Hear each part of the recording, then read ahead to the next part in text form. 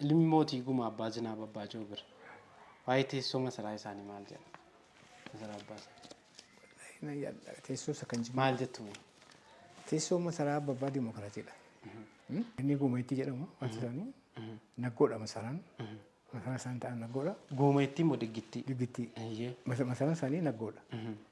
Kana abbaa moo isaan sitti Guumee Dimbii.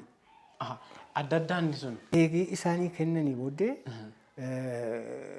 haati hin gadhiifne isaan akka jira. Abbaan gahanii eegii qabanii booddees isaan Guumee hin jiru naggoo jiru jechuudha. Naggootti masaraan ijaarame kan isaanii masaraan silaa kophaadha nagaa ammayyu nan beeka goota isaanii. Achitti booddee abbaadhaa kennan. Alaafuu dadhabanii abbaadhaa kennan.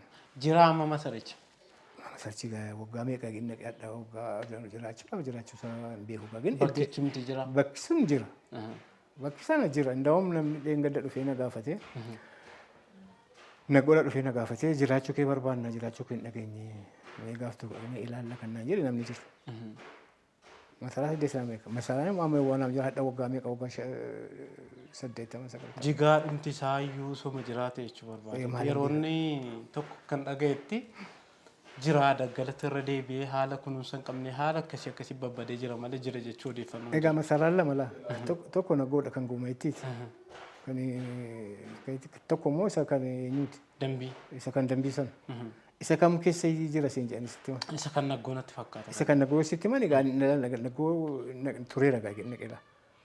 Isa hin jiraata ta'a.